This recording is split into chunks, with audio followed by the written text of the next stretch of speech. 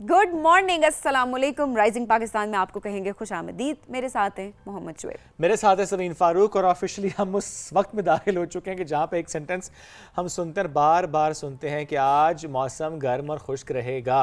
क्योंकि अच्छी खासी गर्मी हो चुकी है, लेकिन ऐसे में मैं ये ज़रूर चाहूँगी, एक तरह से हम रिक्वेस्ट ही कर सकते हैं जो लोग हमें देख रहे हैं कि प्लीज़ अपने घरों में छत के ऊपर एक छोटा सा प्याला लेके उसके अंदर ठंडा पानी रख दें, दाना रख दें परिंदों के लिए, क्योंकि हम खुद तो चलें अपना ख्याल रख रहे होते हैं, जैसे भी हो पानी का इस्तेमाल सब चल रहा होता है, लेकिन हमें इस गर्मी में बाकी जानदारों का भी ख्याल रखना है। जिस जिस तरीके से हम लोग ख्याल रख सकते हैं, कोई शेल्टर प्रोवाइड कर सकते हैं, हम किसी भी तरह से अपने अपने अंदाज में एक्सप्रेस कर सकते हैं कि जैसे हम बेहतर तरीके से ख्याल रखें। क्योंकि देखें, एक सवाब का काम भी, एट द सेम टाइम हम जो एक बात करते हैं ना कि हम एहसास जो होता है, सो उस एहसास के तहत पानी रख दें। मेरा ख्याल है देखिए सिर्फ एक छोटा सा जेस्चर है, कोई इसमें कोई बड़ी बात नहीं है, कोई इतना बड़ा काम नहीं है। सुबह ऑफिस के लिए निकल रहे हैं, प्याला आपने लिया है, वो प्याला भर के आप रख दें, कितना टाइम लगता है? एक मिनट का काम है सिर्फ, और ये देखें आपके एक मिनट से कितने परिंदों की प्यास बुझेगी। और इसमें जिस तरह हम सर्दियों में अक्सर जिक्र करते थे ना कि जब आप गाड़ी निकालें, बिकॉज़ वो इंजन के आसपास हमें समटाइम्स कोई ना कोई बिल्ली या कुत्ता रेस्ट कर रहा होता है, यस, तो गर्मी में भी वो जो साए में बैठे होते हैं जानवर, बड़ा ख्याल रखें जब आप गाड़ी निकाल रहे हैं, जहाँ पे आपने पार्क किया गाड़ी, तो प्लीज़ मेक श्योर कोई आसपास ऐसा जानदार ना हो, क्योंकि उससे नुकसान हो सकता है, किसी की जान जा सकती है। तो बहुत इंपॉर्टेंट है ये कि हम ख्याल रखें। जैसे समीन आपने बहुत इंपॉर्टेंट बात की, वो किसी को शेल्टर और वो पानी और वो दाना, वो बहुत बहुत इंपॉर्टेंट है और ख्याल रखना बड़ा ज़रूरी है। ये ख्याल आप कब रख पाएंगे? जब आप अपना ख्याल रख चुके होंगे, ये भी बड़ा ज़रूरी है। अपना ख्याल, अपने फैमिली मेंबर्स का ख्याल, पानी पिएं, hydrate yourself, it's very important. और बच्चों को ज़बरदस्ती पानी पिलाएं, प्लीज पानी पिएं। वाटर रिमाइंडर्स होने चाहिए, बहुत इंपॉर्टेंट। एक रिमाइंडर और भी है, मैं चाहूँगी जरा उस रिमाइंडर की हम बात करें। Oh yes, there is an absolutely nice reminder जो कि हमें देना है आपको। 2025 में पाकिस्तान ने जिस तरह से एक बहुत ज़बरदस्त परफॉर्मेंस के साथ आगे बढ़ने की ठान ली और वो ऊंची उड़ान हमने स्टार्ट कर दी। हम बात करें मार्के हक की, यानी बुनियानुम मरसूस की, और कैसे पूरी कौम एक शीशा पे दीवार बन गई थी दुश्मन के आगे, और किस तरह से हमने साबित कर दिया कि हम पाकिस्तान की हिफाजत करना जानते हैं, हर मैली आंख को नोचना जानते हैं, और जो फ़ज़ा में उड़ता है हमारी तरफ एक बुरी निगाह से हम उसे गिराना भी जानते हैं।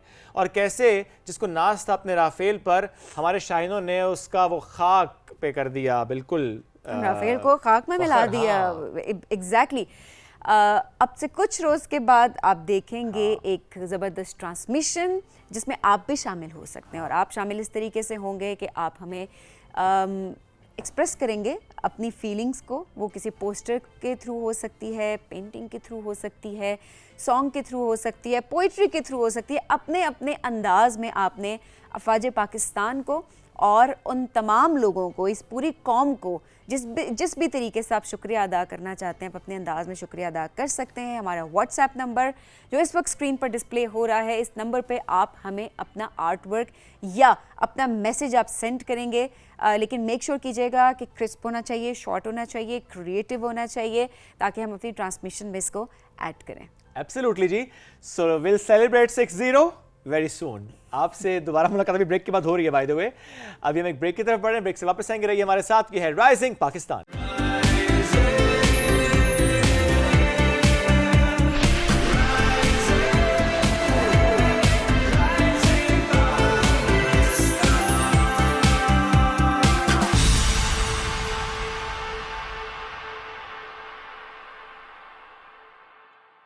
Welcome back. राइजिंग पाकिस्तान में एक बार फिर कहते हैं खुश आमदीद।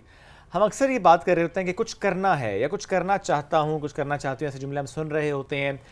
ऐसे में जब किसी सक्सेसफुल एंटरप्रेन्योर को देखते हैं, तब भी ये फ़ौरन से जहन में ख्याल आता है कि अगर उसने कर लिया है तो मैं क्यों नहीं कर रहा। और स्पेशली पाकिस्तान में ख़वातीन के पर्सपेक्टिव से अगर हम देखें, जो होम बेस्ड ख़वातीन बहुत कुछ करना चाह रही होती हैं, समटाइम्स मौक़ों का मसला भी होता है, समटाइम्स वो कॉन्फिडेंस लेवल नहीं होता, समटाइम्स वो सपोर्ट सिस्टम नहीं होता। एट द सेम टाइम एक बड़ा इशू ये होता है कि हम अपना जो एक टैलेंट होता है ना, उसको नहीं पहचान रहे होते। वो जो एक टैलेंट जिसे हम बिल्कुल फॉर ग्रांटेड ले रहे होते हैं, ज़ाया कर रहे होते हैं। ज़ाया कर रहे होते जब हैं। इतने सारे लोग हैं, मैं स्पेशली ख़वातीन के पर्सपेक्टिव बात करूँ कि घर के कामों में वो इतनी बिजी हो जाती हैं, बच्चों में, मैरिड लाइफ, या चलें मैरिड लाइफ नहीं भी है बट ओवरऑल जिम्मेदारियों में घर की, के उनको बाज़ औक़ात ये पता ही नहीं होता कि उनका टैलेंट क्या है, क्या ऐसे स्किल है जिनको वो निखार के प्रोफेशनली बहुत एक्सेल कर सकती हैं, फाइनेंशियली जो है वो स्टेबल हो सकती हैं।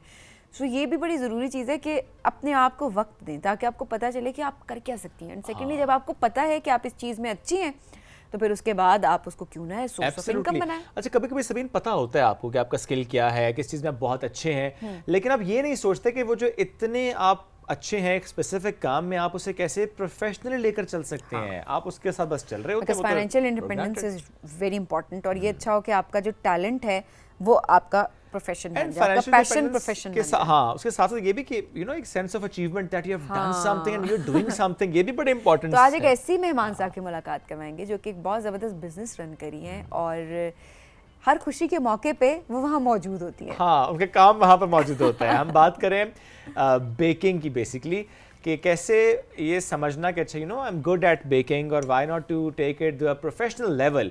सो आज एक ऐसी खातून से मुलाकात करेंगे जिन्होंने सिर्फ 1 साल में, जस्ट इन 1 ईयर, उन्होंने इसको प्रोफेशनली इतना साउंड कर लिया कि फिर कॉम्पिटिशन्स हों तो गोल्ड मेडल क्या और सिल्वर मेडल क्या। तस्मिया सना ने आज हमें ज्वाइन किया है। The battle of culinary folks 2025 में गोल्ड मेडल और पाकिस्तान इंटरनेशनल कलनरी चैंपियनशिप 2026 में सिल्वर मेडल हासिल किया, माशाल्लाह। Let's talk about her journey. उनको वेलकम करते हैं। अस्सलाम वालेकुम जी, कैसी हैं आप? वालेकुम अस्सलाम। तस्मिया, ये जो अंडरस्टैंडिंग डेवलप हुई आप में कि बेकिंग तो आती है लेकिन प्रोफेशनल लेवल पर लेकर जाना, ये कैसे डेवलप हुई? खुद सोचा, किसी ने कहा फैमिली में, हाउ डिड दिस हैपन? ऐसा नहीं था कि एकदम ये सोच थी कि ये प्रोफेशनल लेवल पे हमने लेकर जानी है। बच्चों के लंच हम लोग मदर्स तैयार करती हैं और मैं टीनेजर्स जो हैं, मेरे बच्चे हैं, उनकी मदर होने के नाते मुझे ये था कि बच्चों के लिए आजकल क्योंकि जिद्दत है लंच में, बच्चे हम लोगों के दौर की तरह नहीं है कि अगर चिप्स भी रख के दिए जा रहे हैं तो बच्चा राज़ी है कि ठीक है ओके, उनको रोज़ कुछ नया चाहिए। तो एक सोच थी कि बना रही थी मैं चीज़ें, लेकिन कभी चीज़ से ही बन रही थी, कभी उसमें टाइम बहुत ज़्यादा लग रहा था। तो एक सोच आई कि इसको मैं बाकायदा तौर पे जो है सीखूं ताकि मैं इसको अच्छे तरीके से तैयार कर सकूं चीज़ को। तो 1 मंथ का मैंने कोर्स किया, कुछ वर्कशॉप्स की और मैंने बनाने शुरू कर दिया। और फर्स्ट ऑर्डर जो था मेरा, जब मुझे ये हौसला मिला कि मैं इसको प्रोफेशनल भी लेकर चल सकती हूँ काम को, तो वो ये था कि मुझे फ़र्स्ट एक बड़ा ऑर्डर आया, वो तकरीबन 15 LB का था और उन्होंने कहा जी बटर क्रीम पे अपने काम करके हमें देना है। और उस पर यह था कि फ्लावर्स बनाने थे और वो चीज़ मेरी इसलिए ज़्यादा बेटर थी कि मुझे पेंटिंग का बहुत शौक़ रहा है, उससे मेरी पेंटिंग बहुत अच्छी थी। तो मैंने बटर क्रीम का वो केक बना के दिया और उसके बाद तो मुझे ऑर्डर पे ऑर्डर कि वो जो भी देख रहा था, मेरी फैमिली में जो थे वो लोग मुझे ऑर्डर दे रहे थे, बाहर से ऑर्डर आ रहे थे। वहाँ से फिर मैंने सोचा कि हाँ इसको मैं प्रोफेशनली ज्वाइन करूँ। पहला ऑर्डर था वो आपने जब बनाया तो आपने उसे पोस्ट किया सोशल मीडिया पे? हाँ जी, इसी तरीके। उससे पहले आप सोशल मीडिया पे इस तरह से अपना काम पोस्ट नहीं कर रही? नहीं, कुछ भी नहीं था मेरा। 1 ईयर पहले मैंने अकाउंट अपना बनाया था और वो मैंने पहला ऑर्डर जो था वो वहाँ पे मैंने ओके। क्या रिस्पांस था जिनके लिए पहला ऑर्डर बनाया था? उनका रिस्पांस भी हम ज़रूर पूछेंगे। एट द सेम टाइम फिर सोशल मीडिया पे कमेंट्स, किस तरह से आपकी जर्नी स्टार्ट होगी? बिल्कुल ही चेंज था, यानी कि मैं एक्सपेक्ट नहीं कर पा रही थी क्योंकि आपको पता है जब मतलब हाउसवाइफ है तो थोड़ी सी शाइनेस भी आ जाती है, थोड़ा कॉन्फिडेंस भी कम हो जाता है क्योंकि हम लिमिटेड लोगों से बातचीत कर रहे होते हैं। और लेकिन जब मैंने पोस्ट किया, मुख्तलिफ लोगों तक मेरी चीज़ें गई, तो एक किस्म का ना शौक में मैं थी कि ये इतनी अच्छी चीज़ है। तो वो एज अ जो था ना, मैं ये कह सकती हूँ कि मुझे लगा कि नहीं भाई इसको लेके अब चलना चाहिए, ये चीज़ें मैं कर सकती हूँ। और फिर वो जो एक फैमिली का सपोर्ट, हस्बैंड का, बच्चों का, फॉर दैट मैटर पूरा एक फैमिली सपोर्ट बड़ा ज़रूरी होता है खातून के लिए। फैमिली का ये कि वाकई मेरी फैमिली बहुत ज़्यादा सपोर्टिव है, मेरे हस्बैंड बहुत सपोर्टिव हैं। अब बच्चे माशाल्लाह से हैं कि टीनेजर्स में, लेकिन बहुत ज़्यादा सपोर्ट कर रहे हैं, तो उससे मुझे कॉन्फिडेंस भी मिल रहा है और मैं इस फील्ड में आगे से आगे जो है। अब आते हैं ये तो प्रॉपर आर्ट पीसेज हैं। जी जी। तो ये बेसिकली आपने बताया कि अच्छा इस तरह के केक्स बन सकते हैं प्रॉब्लम, राइट? जी जी। ये खुद बड़ा मुश्किल है बनाना, ये काफ़ी टफ है। मतलब model itself is very tough, तो उसके बाद एक्चुअल डिटेलिंग है ना उसके ऊपर। ये सारा एडिबल वर्क है और ये बहुत कम लोग जो हैं पाकिस्तान में इस चीज़ को कर रहे हैं, बल्कि यूनिकनेस ही मेरे काम की ये है कि हम ये चीज़ें जो हैं वो बना रहे हैं। ओके।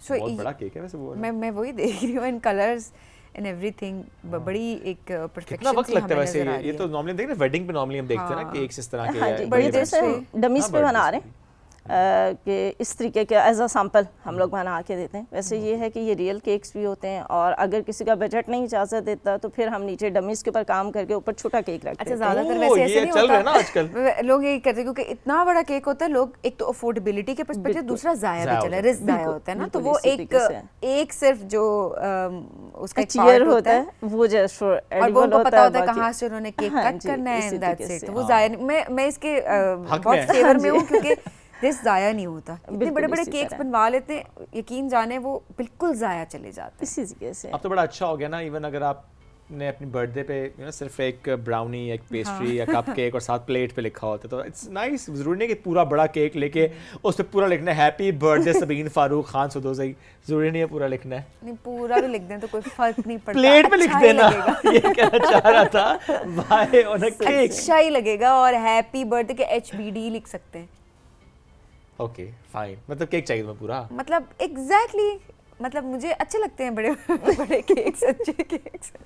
Why not? फौरन से ना यूटर्न लिया, अभी डमी केक पे Why आ गई not? थी, अभी इसमें नहीं, अपनी क्योंकि दफा आ गया तो मैं जिस सर्कल की बात करूँ यहाँ केक बचेगा नहीं। मैं शादियों की बात करूँ जहाँ पे केक ऐसे डिस्ट्रीब्यूट ही नहीं होता ना, खाना होता है एंड देन लोग चले जाते हैं, उसके बाद वो इतने बड़े बड़े केक जो है वो ज़ाया हो जाते हैं। बर्थडेज पे भी मैं कहती हूँ ज़ाया नहीं होता, क्योंकि बर्थडे पे केक जो है वो स्पेशली डिस्ट्रीब्यूट हो रहा होता है। तो बर्थडे वाज बच फाइन। जाता है, अच्छा, अगर बहुत बड़ा केक हो बच जाता है। ओके। और चीजें भी होती है ना, सिर्फ केक नहीं खाना होता। Coming to this arts again, किस तरह के ज्यादा ऑर्डर्स आते हैं, किस तरह के ऑर्डर्स आप लेना पसंद करते हैं? चैलेंजिंग ऑर्डर, कोई नया डिजाइन? आजकल तो ये बड़ा मसला है ना कि वो AI का दौर है, तो वहीं से कोई डिजाइन निकाला और कहा तस्में जी ये डिजाइन चाहिए हमें केक में। बिल्कुल, ये काफ़ी ज़्यादा जो है वो टफ़ हो जाता है, क्योंकि AI डिज़ाइन को आप जब रियल में उसको बनाते हैं तो थोड़ी बहुत ज़ाहिर बात है फ़र्क आता है, ऐसा नहीं कि नहीं आता, लेकिन कस्टमर अक्सर डिमांड कर रहा होता है नहीं मुझे एज़ इट इज़ चाहिए, तो वो एज़ इट इज़ बनाना सारी सी बात है, टफ़ हो जाता है। उसके लिए हम भी कस्टमर को बता रहे होते हैं कि नहीं इसमें थोड़ा सा चेंज आएगा, ये चीज़ें जो हैं ये नहीं हो सकेंगी, इस तरीके से फिर चीज़ें चल रही होती हैं। अमूमन हमारे यहाँ लोग जो है वो बहुत बड़े बड़े केक्स ऑर्डर नहीं कर रहे होते, नॉर्मल साइज़ के होते हैं, या इवन डमीज़ के साथ जो है वो केक जो है वो ले रहे होते हैं। इस अच्छा, तरीके ये से। जो कॉम्पिटिशंस है थोड़ा सा इस पे बात करते हैं। The battle of culinary folks 2025, ये थोड़ा बताएं जी। अब माशाल्लाह गॉट से गोल्ड मेडल। हाँ, यस। ये था कि जब मैंने ये कोर्सेज वगैरह किए, उसके बाद ज़ाहिर सी बात है जब फील्ड में आई तो मुझे अपने आप को एक अलग से नाम देना था। सही। कि ये नहीं है कि सिर्फ आपने कोर्स किया और आप घर में बैठ के और कह रहे हैं कि मुझे आता है काम, तो बहुत से लोग हैं कर रहे हैं। तो मुझे ये था कि नहीं कुछ अलग से मेरा होना चाहिए कि मैंने ये विन किया है या मेरा काम कितना बेटर है, मार्केट में पता चलना चाहिए। तो ये कंपटीशन था जहाँ पे तकरीबन हम लोगों के पंजाब रीजन के सारे स्कूल एंड कॉलेजेस जो थे वो उन लोगों ने पार्टिसिपेट किया हुआ था, हम लोग भी थे, हम लोगों ने पार्टिसिपेट किया। और जो ये वाला केक था इस तरीके से फुल हाइटेड में, इसका मतलब इसका एक्चुअल बनाया था आपने? जी जी, वो इस तरीके से था। और ये जब मैंने किया तो इस डॉल की वजह से वो काम बहुत डिफरेंट था। यानी कि जितने वहाँ पे कंटेस्टेंट थे किसी ने भी इस तरह का काम नहीं किया हुआ था। तो जिसकी वजह से इट वाज टफ, क्योंकि ज़ाहिर तमाम वो जो इदारों से लोग आए होते हैं प्रोफेशनल, जो कि एक तरह से तालीम हासिल कर चुके थे, मैं कहूँगा इसको प्रॉपर स्किल है ज़ाहिर है ये, और उनके काम में अब स्टैंड आउट करना इट्स वेरी डिफिकल्ट। एग्जैक्टली, बिल्कुल बिल्कुल। बाकी भी ज़रा बताइएगा कौन कौन से कॉम्पिटिशन्स आपने विन किए, बिकॉज मेडल्स भी आपके पास हम चाहेंगे आप दिखाएं भी स्क्रीन पे। ये वाला जो है ये तो मेरा अभी संवाद का था गोल्ड मेडल, जो मैंने बताया कि इस तरह के केक से मैंने विन किया। इसमें असल मेरे केक में एक चीज़ ये है कि जो डिफरेंट है, मैं मुख्तलिफ केक्स का ना फ्यूजन बना के वो हम लोग पेश करते हैं। मुख्तलिफ तो केक का फ्यूजन से क्या मुराद है? मसलन एक केक नहीं होता, जैसे आप कहें चॉकलेट केक है तो सिर्फ चॉकलेट केक नहीं होगा, उसमें चॉकलेट केक भी है, लेमन केक है, फिर थर्ड उसी केक में डिफरेंट हिस्से हैं। उसी केक ये तो अच्छा पूरी फैमिली को कैटर करना, वरना नॉर्मली होता है ना जी वो ये केक नहीं आएगा क्योंकि ये केक का फ्लेवर नहीं खाया जाता, नहीं खा रहे, वो अब्बू आपके जो हैं वो क्रीम वाला केक नहीं खाते, और चॉकलेट केक तो बिल्कुल नहीं हम खाते। अच्छा, वैसे ये बड़ा मुश्किल है, ना करो, मेरे घर में होता ही है। नहीं, वो डिस्ट्रीब्यूट करने वाले की बात करें, वो बेचारे या बेचारा या बेचारी जो है ना वो पिस जाते हैं कि आपने किस तरीके से सबको। उसमें हम लोगों ने जो मैंने उसमें वेरिएशन देखी है वो था कि लेयरिंग थी, चॉकलेट की लेयरिंग है, फिर उसके बाद जो है वो लेमन केक है, फिर जो red velvet flavours in the plate. Yes, जबरदस्त, जिसने जिसको जो पसंद है आई वो थिंक ये use इसका फिर ऑर्डर्स भी ज़्यादा आते होंगे कि हर तरह का बिल्कुल इसी फ्लेवर मिल तरीके जाता से है, होगा, बिल्कुल तो वो इसी भी तरीके ज़रूरी से। है। अच्छा, ट्रेंडिंग में इस वक्त कौन से केक्स हैं, कि फ्लेवर्स के पर्सपेक्टिव से भी, डिज़ाइन के लिहाज से भी? बर्थडे से स्टार्ट कर लेते हैं। हमारे यहाँ ज़्यादा जो है वो फ्रेश केक बहुत ज़्यादा जाते हैं, और दूसरे नंबर पे चॉकलेट केक्स सही, बहुत ज़्यादा पसंद किए चॉकलेट जाते अक्सर हैं। बच्चों को पसंद होता है, बर्थडे पे बहुत ज़्यादा ऑर्डर होता है। अच्छा, एक तो चॉकलेट पसंद होता है, दूसरा बच्चों को ये होता है वो केक पे बहुत कुछ होना चाहिए। बिल्कुल इसी तरह। Not no plain cakes and minimalist approach तो चाहिए नहीं बच्चों को ना, इसमें ये भी हो, इसमें ये भी हो। जेन अल्फा को भी? हाँ हाँ, अच्छा, ओके। उनकी तो बहुत ज़्यादा डिमांड है, उनको बहुत ज़्यादा चीज़ें एक टाइम पे Yes. चाहिए। वो उन्हें अभी सब एक कुछ चीज़ चाहिए उस सोच केक के रहे हैं ऊपर। और नेक्स्ट टाइम पे वो कह रहे हैं नहीं ये भी डाल दें, वेरी डिमांडिंग। ये तो उनकी डिमांड बहुत ज़्यादा है। हमारा वक्त अच्छा था ना, सिर्फ केक पे भी गुजारा हो जाता था। हाँ, बिल्कुल इसी अब तो एक नया ट्रेंड चल पड़ा है ना बर्थडे का, वो I mean I don't support that trend, वो जो केक के ऊपर कैंडल्स लगा के पेट्रोल पी के फूंक मारते हैं, वो आग जलती है जो। हाँ ये कुछ नया आ गया? हाँ, ओके। अब बड़ा डेंजरस है वो, I don't know why people doing that, but बच्चे भी कर रहे डेंजरस। हैं, बस आए मैंने दिन बड़ों को कुछ देखा ना है, कुछ बड़े नया बड़े है। कर रहे हैं, बड़े करें जो करें, आए दिन मैंने कहा कुछ ना कुछ नया आ हो जाता रहा है, कुछ कुछ नया नया आ जैसे जाता है। अच्छा, वेडिंग केक्स वो किस तरह के अभी ट्रेंडिंग में चल रहे हैं? वेडिंग केक्स तो डमीज के साथ डमीज डमीज के साथ। पर डमीज ट्रेंड के है साथ। वैसे पाकिस्तान में ज्यादा वेडिंग केक्स का। काफ़ी ज़्यादा है। अच्छा, मेहंदी केक्स बहुत ज़्यादा होते हैं, ढोलकी केक बहुत ढोलकी ज़्यादा है, केक्स। वलीमे पे केक का बहुत ज़्यादा अब ट्रेंड स्टार्ट हो गया है कि नहीं जी वलीमा सेरेमनी में केक मस्ट होगा। इसी कैसे तो वेस्टर्न टच आना शुरू हो गया ना शादियों पे। बिल्कुल इसी तरह ही है। ज़ाहिर है जैसे जैसे दौर बदल रहा होता है, आप देखते हैं चीज़ें बदल रही होती हैं, इवेंट्स का ट्रेंड, उनका स्टाइल बदल रहा होता है। कलर्स क्या इसमें भी हम देखते हैं कि अच्छा जिस तरह हर साल का एक कलर होता है, क्या केक्स में भी कलर्स आते हैं कि नहीं? वो depend on you know the event. Cakes पे कलर्स का नहीं है ज़्यादा, अलबत्ता ये ज़रूर है कि ट्रेंड जो भी चल रहा होगा, मसलन अगर बच्चे हैं तो बच्चों को होता है कि कार्टून कोई भी नया जो आ रहा है कैरेक्टर उस तरह की चीज़ बनी हुई हो, या जो भी चीज़ सोशल मीडिया पे अगर हाइप क्रिएट कर जाती है तो उसके फिर ऑर्डर ओके, जैसे वो कभी आ जाता है हथौड़ी वाला केक, यस तोड़ के तोड़ो उसको। बिल्कुल ऐसा ही है। अच्छा, वो भी एक है ना कोई जिस तरह आप फ्लेम की बात कर रहे थे ना, उसी तरह से आप उसको आग लगाते हैं फर्स्ट लेयर को, एंड देन जैसे ही खुलता है तो उसके नीचे कोई मैसेज या पिक्चर होती है, जी लिखा होता जी है, बड़ा ट्रेंडिंग में हाँ जी, आजकल बन होती है। केक जो है, क्या केक बोलते हैं उसको? बन केक, उसको ना इस तरह पैच लगाया जाता है हाँ। और ठीक है। उसको हम लोग बर्न करते हैं तो वो अच्छा, नीचे बर्न मैसेज केक होता उसको है। बोलते हैं, जी, बर्न जी, केक burn थोड़ा cake। ये कैसे बनता है? हाँ, ये कैसे बनता है? ये क्या ऊपर क्या लेयर वेफर होती है? पेपर जो है वो अटैच किया जाता है ऊपर, Okay. एडिबल पेपर होता है, वो जल और जाता है? उसको- हाँ, वो बिल्कुल जल जाता है, Okay. उसकी कोई स्मेल नहीं होती है, Okay. कोई सही। उसकी ये नहीं है कि वो राख जिस तरह गिरती है ना, वो उस तरह वाला कंसेप्ट Okay. नहीं होता, तो वो बिल्कुल स्मूथली उसका Okay. रिजल्ट आता है। क्या बात है, मैं फिर कहूँगा जी वो वक्त कैसा था, सादा केक पे गुजारा होता था, अब तो सादा केक पे गुजारा ही नहीं है। इसी तरह लेकिन की अगर हम इस चीज़ें। दौर में होते तो शायद हम भी कहते क्या बच्चा, उस Of टाइम पे course. ऑप्शंस नहीं थी ना। हाँ, उस टाइम पे ये होता था कि अच्छा इस साइज का केक होना चाहिए, फ्लेवर्स बड़े मैटर करते थे, कुछ फ्लेवर्स होते थे इलीट फ्लेवर्स समझे जाते थे इस तरह से ना। Pineapple cake, pineapple cake was you know लेकिन द शुएब- नेशनल केक एट शुएब- that time.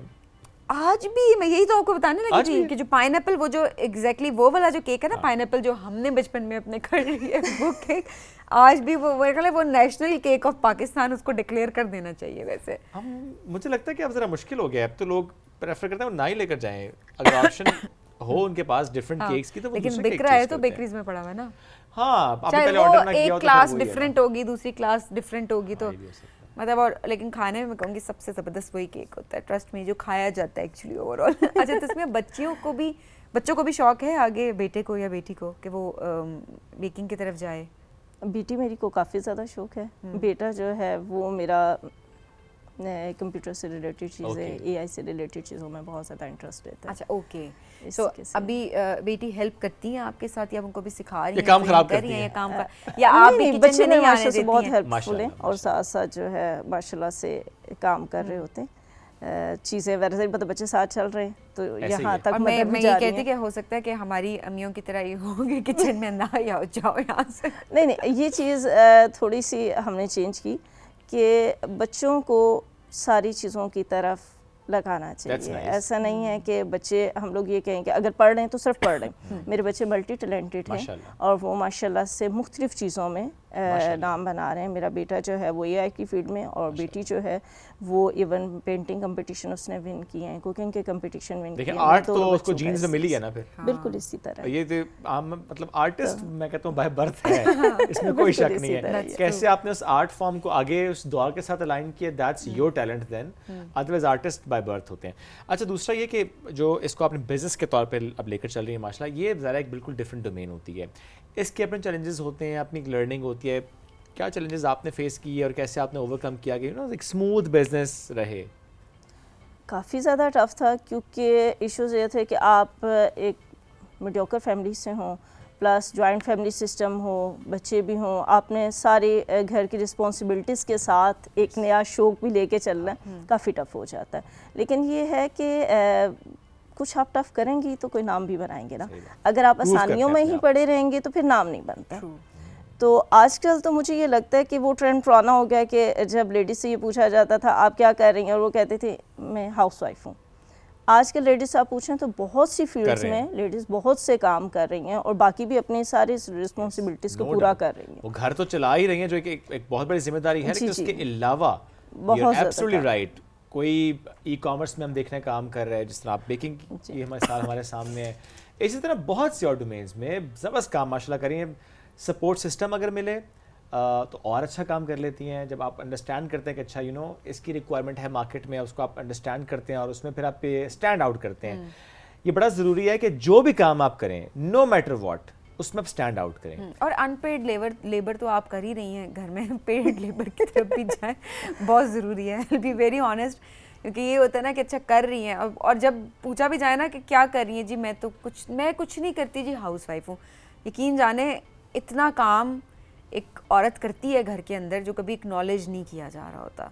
So it's very important कि उसको भी आप बैलेंस करके चलें, लेकिन एट द सेम टाइम अपने शौक को भी लेके चलें, सो दैट आपको वो सेंस ऑफ अचीवमेंट, अकम्पलिशमेंट जो है वो हमेशा आती रहे। That's very important. And then Tasmiya ने बहुत इंपॉर्टेंट बात की कि उनकी फैमिली ने उनको सपोर्ट किया इसमें। तो फैमिली का सपोर्ट करना भी बहुत ज़रूरी है कि फैमिली सपोर्ट करे, ताकि हमारी ख़वातीन बेशक घर बैठ के काम करी हैं या घर से बाहर, उनकी अपनी प्रेफरेंस है, लेकिन कुछ ना कुछ वो अर्न करी हैं। फाइनेंशियल स्टेबिलिटी बहुत ज़रूरी है। आई थिंक इसका इम्पैक्ट बच्चों पे भी इस तरीके से आता है कि जब बच्चे देखते हैं ना कि घर में एक कल्चर ही ऐसा है काम करने का, कि फादर भी कर रहे हैं, मदर भी कर रही हैं, तो नेचुरली आपके अंदर आता है कि अच्छा हार्ड वर्क डेवलप हो जाता है, करना डेवलप हो जाता है। It's very true.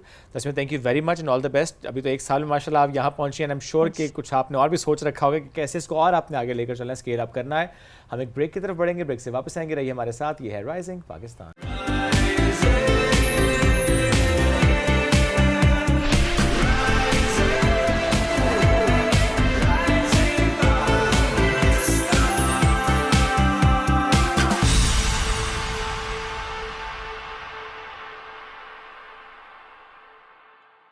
Welcome back. Rising Pakistan में एक बार फिर कहते हैं खुश आमदीद। आज हमें प्रोग्राम में एक बहुत ही ज़बरदस्त शख्सियत ने ज्वाइन किया है। कराटे की दुनिया में ज़बरदस्त नाम वो रोशन कर रहे हैं। दर्जनों गोल्ड मेडल उन्होंने माशाल्लाह हासिल किए। पाकिस्तान निजात बरतानवी खिलाड़ी निसार स्माइलर आज हमें ज्वाइन कर चुके हैं। अपने करियर में 2 बार वर्ल्ड चैंपियन, 4 बार यूरोपियन चैंपियन, 4 बार ब्रिटिश चैंपियन, 55 फाइट्स उन्होंने माशाल्लाह विन की। काता चैंपियन, वहाँ पे भी 18 बार gold medal, best fighter of the championship समेत 102 गोल्ड मेडल्स अपने नाम कर चुके हैं। और 2014 में world mixed martial arts council के सदर भी मुंतखब किए गए थे। वंडरफुल उनकी एक जर्नी है। कराटे से लगता है उनको इश्क है। तो आज जरा उनकी जर्नी से मुताबिक बात करेंगे। लगता नहीं है, यकीन है।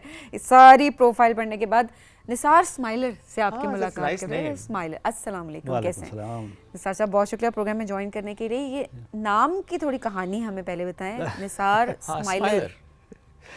ये नाम की कहानी तो यही है कि मैं जब पैदा हुआ था तो लोग बच्चे रोते हैं, लेकिन वालिद साहब कहने आप मुस्कुरा रहे थे, मैंने स्माइलर रख दिया। तो नाम ही रख दिया उन्होंने। Okay, that's nice. तो पूरे स्कूल में अदरवाइज भी ना लोग पूछते होंगे आपके नाम से मुताल्लिक, तो वो पाकिस्तान में बहुत कम यूज़ किया हमने नाम। अच्छा, तो Nisar Ahmed okay. Qureshi. ID card पे क्या है जी? आईडी कार्ड पे क्या है? आईडी निसार स्माइलर है। पर वही मतलब Really? हाँ जी। मतलब असल नाम हाँ, निसार हाँ, स्माइलर ही है। ब्रिटिश पासपोर्ट क्योंकि में मैं भी ये मेरे- सोच रही थी स्माइलर तो कोई कास्ट ऐसे होता है ना, कोई ऐसी कास्ट जिसके बारे में नहीं नहीं, पता मेरा होता। ब्रिटिश पासपोर्ट में भी यही नाम है। ओके अच्छा, मतलब okay, वालिद साहब ने very वाकई nice. सोच समझ के बहुत उन्होंने डेलिबरेटली ये रखा निसार स्माइलर, तो बाकी स्माइल ही करते रहे। हाँ की स्माइल फॉर स्माइलर। जबरदस्त जबरदस्त। सो बहावलपुर से बरतानिया, जी, बिल्कुल। ये ज़रा एक सफ़र आपका थोड़ा सा बताएं कि ये कैसे आपने और क्यों तय किया, मतलब बाय। मैंने तो तय नहीं किया, मेरे वालिदैन ने तय करवाया। मैं छोटा था बहुत। ओके तो इस वक्त काफ़ी छोटा था मैं, 1967 की बात है। ओके 1967 21 अप्रैल 1967। जब आप लोग यहाँ से हाँ, तो मुझे तो होश भी नहीं थी उस वक्त, तो पता नहीं लगा, वहीं जाकर पता लगा कि क्या कौन सा मुल्क आ गया। ओके फिर वहीं रहे थे। हाँ जी, तो ये सो कराटे वहीं सीखा, फिर जाहिर है अब जाहिर है फिर वहीं सीखा। हाँ जी। तो आप पाकिस्तान चक्कर लगता रहता है ऑन एंड ऑफ? मैं हर साल आता हूँ हर यहाँ साल पर। आते हैं। जी। अच्छा, इतनी माशाल्लाह फाइट्स आपने जीती भी हैं और ज़रा फॉर शो लड़ी भी हैं। 102 गोल्ड मेडल्स, को जगह बची है घर में गोल्ड मेडल हैंग करने की? ये हाईएस्ट गोल्ड मेडल है दुनिया के अंदर, माशाल्लाह। किसी ने गोल्ड मेडल जीते माशाल्लाह। इतने। और इसके अलावा मैं फाइट कर रहा था तो मुझे फोर्स टू रिटायर्ड, आई क्यों? Got force to retire. मुझे फोर्स किया गया उन्होंने कि तुम जीते जा रहे हो, किसी यंगस्टर को तुम चांस नहीं दे रहे हो, तो अब प्लीज़ का बस करो अब। तो फिर मुझे मैंने कहा फिर आपको अखबार में डालना पड़ेगा। तो उन्होंने वर्ल्ड ऑफ अखबार है दुनिया का, हमारा वहाँ इंग्लैंड में निकलता ओके। है, उन्होंने उसमें अखबार में फ़ोटो डाला मेरा कि हम इसको फोर्स रिटायर कर रहे हैं, ये बंदा रिटायर नहीं होना चाह रहा। ओके तो किसी को चांस ही नहीं दे रहा था ये चांस, क्योंकि इतने गोल्ड मेडल कोई नहीं जीता। सो जो आपकी लास्ट फाइट थी उस वक्त मालूम था कि बस अब नाउ ये गोइंग टू नहीं नहीं, मुझे नहीं मालूम उसके था बाद कुछ पता चला नहीं। था? तो ये जिस वक्त मैं लड़ा था उस वक्त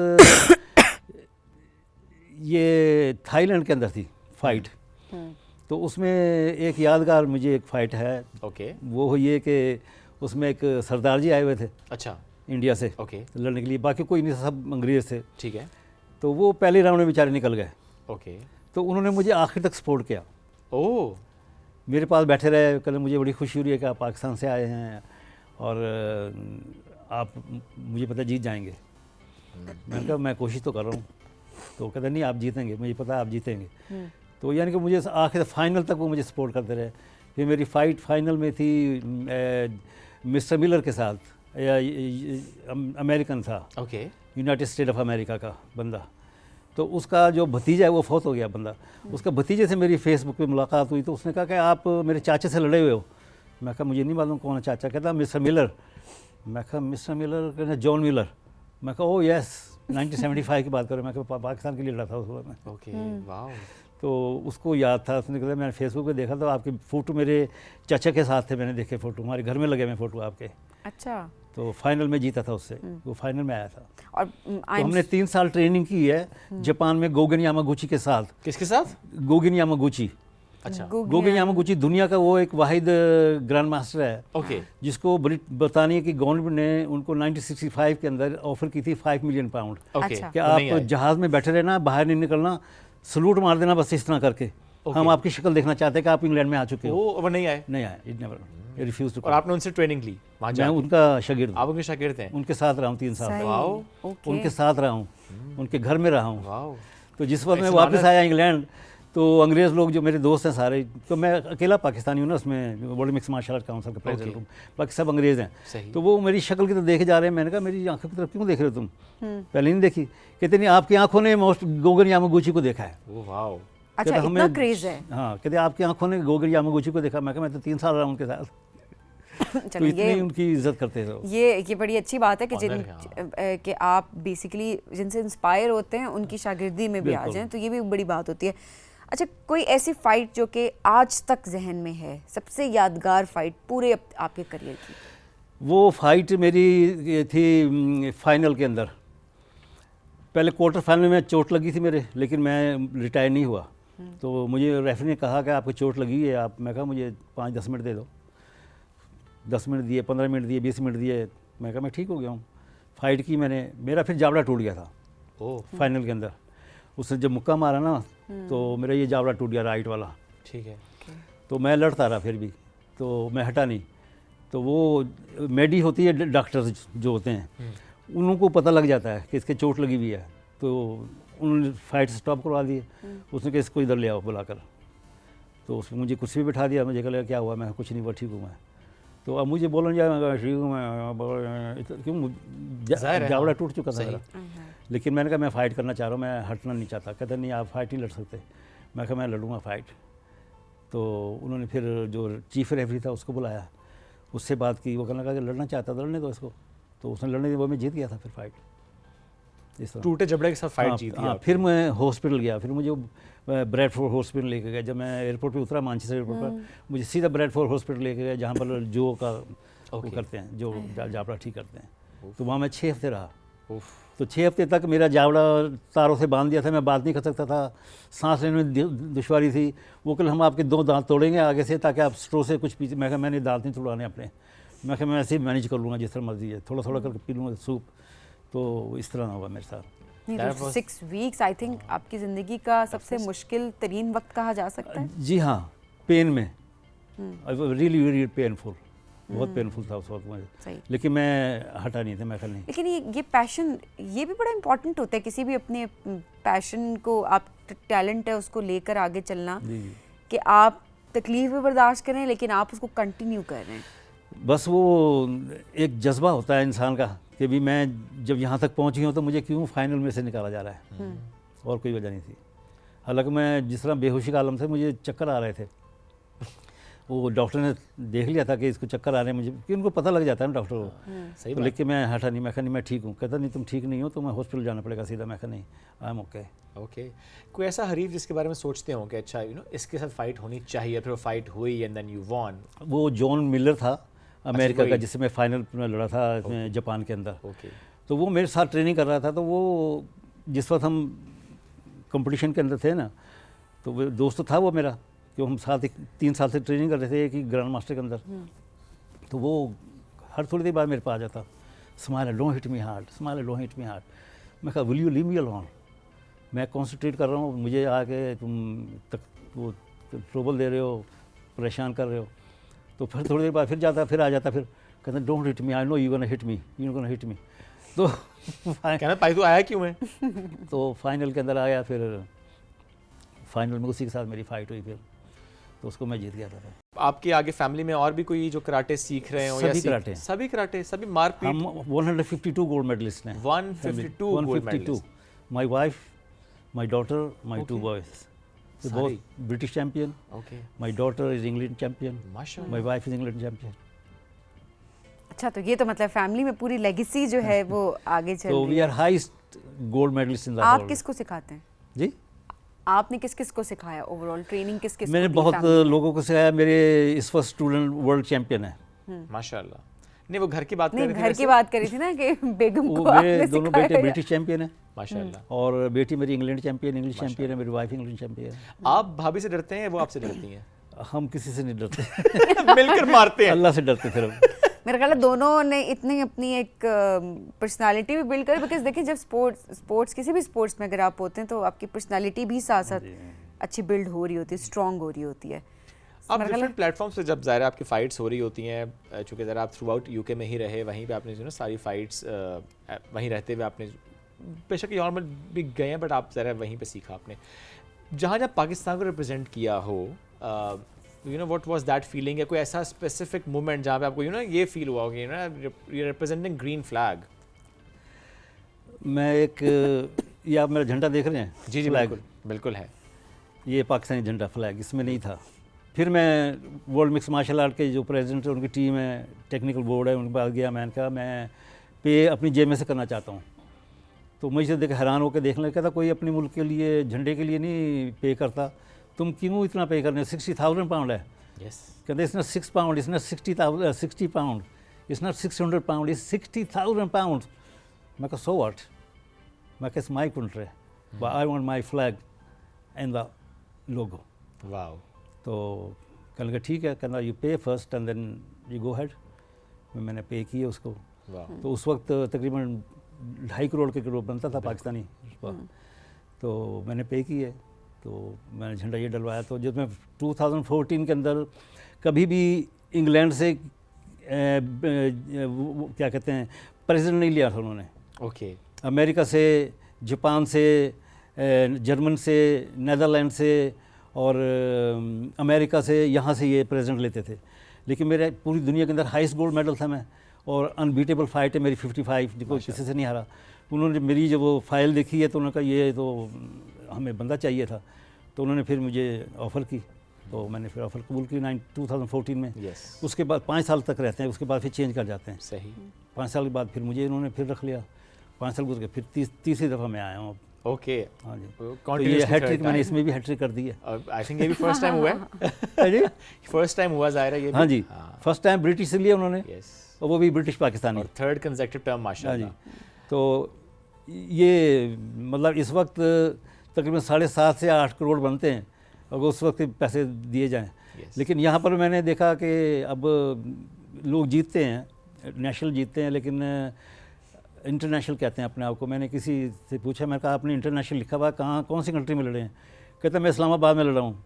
मैं कहा इस्लामाबाद में लड़े हैं, कौन सी कंट्री से? कहा कहते इस्लामाबाद में लड़ा हूँ मैं कहा फिर आप इंटरनेशनल क्यों लेते? कहते हमने इंटर किया था नेशनल के अंदर।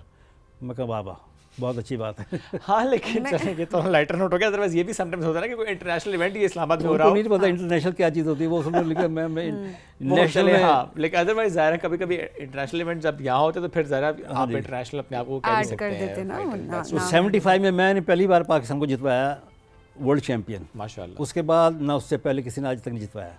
ओके। अच्छा, अब आप जिस तरह इस as a world mix martial arts की काउंसिल सदर है, तो how are you contributing towards this specific game? मेरा तो यहाँ जी इसलिए मैं आता ही है पाकिस्तान में, मैं पूरी कंट्री में जाता हूँ। ठीक है। तकरीबन 6 से 7 महीने हर साल मेरे होते हैं। ठीक उसमें है। मैं सितंबर की 24 तारीख को निकलता हूँ, ठीक है। और जून की 30 तारीख को वापस जाता हूँ ओके। मैनचेस्टर। ठीक है। तो उसमें मेरे 12 से 13 कंट्रीज़ के टूर होते हैं। ठीक है। Seminars karate okay. के। उसके बाद मैं पाकिस्तान में आता हूँ, तो पाकिस्तान में मुझे अलाउड नहीं आना, मुझे आने नहीं देते क्योंकि मेरा इंश्योरेंस नहीं कवर करती मुझे। मुझे कवर करती है इंश्योरेंस और दूसरे मुल्कों में जाता हूँ, जब वर्ल्ड मिक्स मार्शल काउंसिल वो मुझे कवर करती है, कहते हैं हम पाकिस्तान में आपको सपोर्ट कवर नहीं कर सकते। अच्छा। तो मैंने कहा वो तो मेरा मुल्क है, वो तो मैंने जाना ही जाना है वहाँ। बिल्कुल कहता आप ठीक अपनी बेस पे जा सकते हैं, अपनी रिस्क पे जा सकते हैं। मैं कहा अपनी रिस्क पे जा रहा हूँ, तो पैसा भी मैं अपना ही लगा के आता हूँ यहाँ पर। ओके। टिकट भी नहीं देते मुझे वो। फिर पाकिस्तान में जब आता हूँ, यहाँ पर मैं कराची में जाता हूँ, लाहौर जाता हूँ, इस्लामाबाद हो गया, भावलपुर हो गया, फैसलाबाद हो गया, मुल्तान हो गया, ये सारी जगह मैं अपने पैसों से जाता हूँ, मैं किसी से पैसे नहीं लेता। ठीक है। तो मुझे देते हैं कि किराया आपको दे, मैं किराया भी नहीं मुझे चाहिए, मैं अपनी टेक्निक जो मैं पास करना चाहता हूँ आप लोगों को, ताकि पता लगे। लेकिन यहाँ मेरे कुछ लोग हैं जो टीवी पे मेरे से एक बात हुई थी, किसी ने पूछा कि कोच के बारे में कि यहाँ के कोच कैसे हैं। मैंने कहा देखो मैं किसी के खिलाफ कोई बात नहीं करना चाहता। कोच को आप उसको कोच रखें जो पहले जीता हो, जो बच्चों को जितवा सके। जो खुद नहीं लड़ सकता वो, या खुद नहीं किसी को जितवा सकता, या खुद नहीं जीता वो कभी, तो वो दूसरों को क्या जितवाएगा। तो कुछ लोगों ने मेरे खिलाफ प्रोपेगेंडा शुरू कर दिया। फिर मैंने कोशिश की थी कि मैं world mix martial art council को पाकिस्तान के अंदर रजिस्टर करा दूं, ठीक है। ताकि मेरे जाने के बाद ये चलती रहे यहाँ पर। और मैं हर साल तो आता हूँ, 2-3 महीने यहाँ रहता हूँ, कभी 4 महीने, कभी 6 महीने भी रहता हूँ। तो यानी कि लोग सीखें, कुछ करें। और ऐसे में जो लोग यहाँ पे सीख रहे हैं या नाम बना रहे हैं, कल्चर कैसा देखा है आपने पाकिस्तान में कराटे को लेकर? यहाँ पाकिस्तान के अंदर टैलेंट बहुत ज़्यादा है, मैंने देखा। बाकी इंग्लैंड में इतना टैलेंट नहीं है, लेकिन वहाँ पर सपोर्ट बहुत ज़्यादा मिलती है, इसलिए लोग आगे निकलते हैं। यहाँ पर सपोर्ट बिल्कुल भी नहीं है, कहीं से भी नहीं सपोर्ट मिलती उनको। ये गरीब बच्चे होते हैं, वो अपना कराटे सूट नहीं सपोर्ट कर सकते, वो बैज जो है लगाते हैं कराटे सूट पर, वो भी अफोर्ड नहीं कर सकते। वो भी टीचर जो है वो करते हैं। हमारे कराची के अंदर माशाल्लाह अब 7-8 क्लब हो गए हैं, तो वो नूर मोहम्मद साहब हैं, वो सिखा रहे हैं वहाँ पर। और अब बच्चों को भी सिखा रहे हैं भट्ट साहब हैं, बिल्कुल जट हैं, वो ये नहीं कि उन्होंने क्लब खोले हुए हैं, लेकिन वो उनको मैंने ये कहा है कि अगर कोई बच्चा सपोर्ट नहीं कर सकता अपने आप को, आपने उनसे पैसे नहीं लेने। अच्छा निसार साहब, स्पेसिफिकली ज़रा बच्चियों से मुतालिक भी बताएं, ओवरऑल पाकिस्तान के पर्सपेक्टिव से भी, अदरवाइज भी, इस खेल में लड़कियां, ख़वातीन कितनी हैं और कितनी आ रही हैं? लड़कियां यहाँ पर काफ़ी आ रही हैं पाकिस्तान में भी, लेकिन इंग्लैंड में तो बहुत ज़्यादा है ना। जिनके वालिदैन सपोर्ट करते हैं वो बच्चे बहुत आगे जा रही हैं। तो हमारी दुआ यही है कि अल्लाह ताला उनको आगे ले जाए, जहाँ तक जा सकते हैं, पाकिस्तान का नाम रोशन करें। निसार साहब, thank you very much once again for joining us today. It's great to have you. माशाल्लाह जिस तरीके से आप काम करें। नाज़रीन, एक ब्रेक की तरफ बढ़ना है हमने। जब ब्रेक से वापस आएंगे एक और सेगमेंट, रहिए हमारे साथ। ये है राइजिंग पाकिस्तान।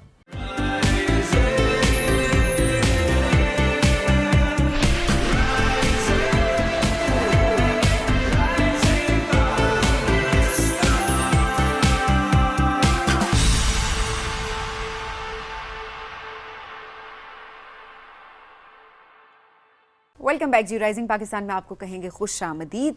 और अब ज़रा बात करेंगे पाकिस्तान के नौजवानों की। पाकिस्तान की आबादी का एक बड़ा हिस्सा, मोर देन 60%, राइट? Yeah, 64% हमारी यूथ है, जिसको हमें इतना कैपेबल बनाना है कि वो अपने पैरों पर खड़े हो सकें, रोज़गार की तरफ जा सकें और रोज़गार क्रिएट कर सकें। दैट्स वेरी इंपॉर्टेंट, क्योंकि हम हमेशा यही बात करते हैं ना कि आप जॉब सीकर तो बन रहे हैं, जॉब क्रिएटर बने। ये भी इम्पॉर्टेंट है। ऐसे में स्किल्स को डेवलप करना बहुत ज़रूरी है। हमारे नौजवानों को आजकल ये भी नहीं पता कि उनको किस स्किल पे काम करने की ज़रूरत है, कौन सी ऐसी स्किल्स हैं जिनको वो पॉलिश करके आगे एक्सेल कर सकते हैं। बिल्कुल ऐसा ही। तो आज इस मौजूद में हम बात भी करेंगे और एक ऐसी शख्सियत ने हमें ज्वाइन किया कि जिनका वसी तजुर्बा है, बिलखुसूस जब हम बात करते हैं ना कि कैसे गुर्बत का खात्मा हो सकता है, कैसे रोज़गार के मौके बढ़ाए जा सकते हैं, कैसे आप अपनी GDP को बेहतर कर सकते हैं। मुख्तलिफ ममालिक माशाअल्लाह उन्होंने काम किया और बहुत बड़े इदारों के साथ मिलकर उन्होंने काम किया। डॉक्टर रूमी हयात साहब ने हमें ज्वाइन किया है, उनको वेलकम करेंगे। अस्सलाम वालेकुम जी, कैसे डॉक्टर साहब? मैं बिल्कुल ठीक ठाक, thank you for inviting me. बहुत शुक्रिया आने के लिए। सर, एक बुनियादी सवाल से आगाज़ करते हैं, किसी भी मुल्क में गुर्बत क्यों बढ़ती है? देखें, ये मल्टीपल फैक्टर्स होते हैं, यानी आप किसी एक फैक्टर को हर मुल्क में डिफरेंट रीजंस भी होते हैं। जिस तरह हमारे पड़ोस में अफगानिस्तान में गुर्बत के हालात ख़राब हुए because of so many years of civil war और security was the main concern. Pakistan में जो एक बड़ी वजह अगर आप पूछना चाहें तो हमारी रैपिड पॉपुलेशन ग्रोथ थी। ओके। कि गवर्नमेंट के पास इतने रिसोर्सेज नहीं थे जितने आबादी जिस तेज़ी से बढ़ रही। बिल्कुल ठीक है कि पांचवा बड़ा मुल्क है, पांचवा बड़ा मुल्क है और जो ख़तरे की बात है कि वो कह रहे हैं अगले 20 साल में शायद चौथा हो जाएगा। सो इंडोनेशिया से भी हम शायद ज़्यादा पॉपुलेशन हो जाए, जो कि एक अच्छी बात नहीं है। पॉपुलेशन ग्रोथ ठीक है, अच्छी चीज़ है, मगर सस्टेन्ड होनी चाहिए with rest of the resources. तो वो अनफॉर्चुनेटली हमारे यहाँ नहीं हुई। तो चूँकि रिसोर्सेज क्रिएट नहीं हुए, आपकी मार्केट में हर साल लाखों लोग, यंग लोग मार्केट एंटर कर रहे हैं, जॉब मार्केट, और जॉब्स नहीं हैं, तो जो परसेंटेज ऑफ अनएम्प्लॉयड यूथ है वो एशिया में हमारा तकरीबन सबसे हाई, एशिया में तो नहीं कहूँगा बट साउथ एशिया में हमारा सबसे ज़्यादा है। सो ये एक अच्छी बात नहीं है। इसके लिए I believe everybody needs to put in its. मैं सिर्फ ये नहीं कहूँगा कि ये हुकूमत की जिम्मेदारी है, कॉर्पोरेट सेक्टर की भी है, सोशल सेक्टर की भी है, एक इंडिविजुअल की भी है, और इंडिविजुअल जिम्मेदारी भी तो है, बिकॉज़ जहाँ पे हम सब की है जी डॉक्टर साहब। क्योंकि हम अक्सर हमारे इतने नौजवान हैं, हम देखते हैं कि वो पाकिस्तान का नाम पूरी दुनिया में जाके रोशन करें, बट कुछ लोग ऐसे हैं जो कि खुद भी काम नहीं कर रहे हो। तो सरा से अब तो फ्रीलांसिंग है, इतनी अपॉर्चुनिटीज़ हैं हमारे सामने, तो अब भी क्या ये कहना ठीक होगा कि पाकिस्तान में मौके नहीं हैं? देखिए, मौके तो हैं, मगर प्रोपोर्शनेट जितनी पॉपुलेशन है उसके लिए कम है, इसलिए कंपैरेटिव ज़्यादा हो गया। तो जी, इसलिए कंपैरेटिव ये इशू भी जब मैं बात कर रहा था कि पॉपुलेशन ग्रोथ हमारी ज़्यादा हुई, तो रिलेटिवली आप बात करें तो कम है। इसमें कुछ चीज़ों पे मैं यहाँ पे ये फील करता हूँ, अगर हुकूमत थोड़े से कंडीशंस जो है वो बेहतर कर दे तो पाकिस्तान दुनिया का एक इम्पॉर्टेंट फ्रीलांसिंग या स्टार्टअप का मुल्क बन सकता है। क्योंकि हमारे पास जहाँ पे हम एक तरफ कहते हैं ना बहुत ज़्यादा यूथ, इसी तरह ये एक रिसोर्स भी है, एक बहुत ताकतवर रिसोर्स है, जिसको अगर हम सही तरीके से यूटिलाइज करें तो पाकिस्तान एक इंटरनेशनली पावर हाउस बन सकता है। ज़रूर चाहूँगी कि कुछ सजेशंस आप देना चाहें अगर। जी, मैं ये फील करता हूँ कि मैं पिछले देखें तकरीबन 35 साल से इसी तरह के काम में हैं, इन्वॉल्व है, बहुत सारे मुल्कों में जाके उनकी गवर्नमेंट को भी एडवाइस करी, और मैंने ये देखा कि काफ़ी सारे मुल्क जो हमसे बहुत पीछे थे उन्होंने अपने आप को प्लान करके आगे ले गए। इस वक्त अनफॉर्चुनेटली हमारी जो पोजीशनिंग है, मैं चूँकि साउथ एशिया रीजन को ज़्यादा कहता हूँ क्योंकि हमसे रिलेट करता है, बिल्कुल ठीक है, तो हमारी पोजीशनिंग काफ़ी पीछे चली गई है, और उसकी वजह ये हुई। अब मैं एक बांग्लादेश की एग्जांपल देता हूँ। बांग्लादेश जब एक आज़ाद मुल्क बना तो उस वक़्त वो फाइनेंशियली दुनिया में बहुत ही आखिरी ममालिक में से था। सही, मगर उन्होंने शुरू से ही पॉलिसीज़ ऐसी बनाई कि यूथ को एम्पावर करने की। अब एग्जांपल देता हूँ, उन्होंने क्या किया कि 10वीं जमात तक बच्चों को टेक्निकल ट्रेनिंग साथ साथ कराते रहे। तो जब बच्चे 10, बहुत सारे गरीब लोग फैमिली जो हैं वो 10 तक पढ़ाते हैं, तो 8वीं 9वीं से उनको शुरू कराया, और वो 3 साल में उनको साथ एक हल्का सा मैकेनिक डेवलप करा दिया और फिर वो जॉब मार्केट में चले गए। और उसकी रीज़न ये हुई कि आज देखें मिडिल ईस्ट में जो सबसे ज़्यादा नंबर्स पर कैपिटा जा रहे हैं वो बांग्लादेशी जा रहे हैं, जबकि एक ज़माने में पाकिस्तानी जाते थे। तो हम उनसे पीछे चले गए। इस तरह उनकी टेक्सटाइल इंडस्ट्री बहुत बढ़ गई क्योंकि उनके पास टेक्निकल लेबर था। हमारे पास भी स्मार्ट लोग हैं। मैं यंगस्टर्स के साथ काम करता हूँ and I see very smart young people. Honestly मैं ये एग्जैजरेट नहीं कर रहा, दे आर सो स्मार्ट। अगर उनको सही तरीके से हम ट्रेन कर लें, उनमें कैपेसिटी बिल्ड कर दें तो दे कैन डू वंडर्स। और मैं आपको एक छोटी सी एग्जांपल देता हूँ। हमारे पास रहीम यार ख़ान से भी आगे एक छोटा सा गांव है, वहाँ से बच्चों को हम लाए और यहाँ पे हमने उनको आईटी की और डिजिटल मार्केटिंग की ट्रेनिंग कराई। और जब वो लड़के वापस गए तो उन्होंने ग्रुप्स बना के ऑनलाइन बिजनेस शुरू की, ऑनलाइन। और मैं कोई साल बाद उनसे विज़िट पे गया और मैं उसी जगह पे जाके गांव में मिला तो वो मुझे बता रहे थे, एक लड़कों का 4 का ग्रुप, के जी अब हम करोला कार खरीदने लगे। माशाल्लाह। और ये वो लड़के थे जिनके पास 50 रुपए जेब में नहीं होते थे। सो यू सी पोटेंशियल बहुत है। और वो लड़के को ये नहीं कि कोई एमए पास हैं, वो 10वीं पास बच्चे थे। और सर एक साल में कितनी ज़िंदगी बदल गई? एक साल में इस तरह। और ये इस तरह की मेरे पास बेशुमार एग्जांपल्स हैं लड़कों की, लड़कियों की, जिनसे आप मिलेंगे तो आप हैरान हो जाएंगे कि ये कैसे ट्रांसफॉर्म। और आई थिंक हमने specially e commerce, digital marketing, SEO, affiliate marketing, इसमें तो हमने वैसे भी पूरे पाकिस्तान में, स्पेसिफिकली साउथ पंजाब में आई थिंक हमने ज़्यादा ही ट्रेंड देखा। उसके अंडरस्टैंडिंग, उसको यूटिलाइजेशन, और उसके बाद ये पूरे ख़ानदान, उनकी ज़िंदगियाँ बदल गई हैं जस्ट इन मंथ्स। यस। और ये भी अच्छी बात है कि जैसे जैसे हमने देखा कि डायनामिक्स चेंज हुए, या फॉर दैट मैटर जिस तरह आज हमने इस पर बात करनी भी थी कि जो ऑनलाइन प्लेटफॉर्म जैसे फाइवर या अपवर्क, जब जिस तरह वो डाउन हुए तो लोगों ने फ़ौरन अंडरस्टैंड किया कि नहीं वो AI का दौर है, हमें उसको अंडरस्टैंड करना है, उसमें आगे बढ़ना है, नए प्लेटफॉर्म्स को हमने एक्सप्लोर करना है। ये नहीं है कि अगर एक चीज़ सीख ले बस ज़िंदगी और उसी के साथ ही लगे रहना है। नो, जैसे रिक्वायरमेंट चेंज होगी हमें लर्न करना है और हमें ग्रो करना है। बड़ी अच्छी बात है। अच्छा, ऐसे में जो आपने इंपॉर्टेंट बात एक स्टार्ट में भी की ना, पॉपुलेशन वाला फैक्टर है, वो बहुत इंपॉर्टेंट फैक्टर है और आपने कहा सबको काम करने की ज़रूरत है। हम कर रहे हैं कुछ काम इस पे? ये मेरा हाल है, ये एक हमारा वीक एरिया है जी। कुछ लोगों ने रिलीजियसली उसको एक गलत रंग दे दिया। अब देखें, हमसे ज़्यादा रिलीजियस मुल्क हैं, ईरान है, बाकी भी तो इस्लामिक ममालिक हैं ना, वहाँ पे पॉपुलेशन ग्रोथ इस तरह की नहीं है जिस तरह हमारी है। सो इसमें सबको मिल के आई फील सोसाइटी के सारे जो मेन लोग हैं उनको मिलकर एक पहले आपस में एग्री करना चाहिए कि किस तरह इसको टेक फॉरवर्ड करें और फिर हुकूमत को लीड होगा। यहाँ पे फिर हुकूमत की लीड ज़रूरी है एंड बाकी इदारे भी इसमें शामिल हों।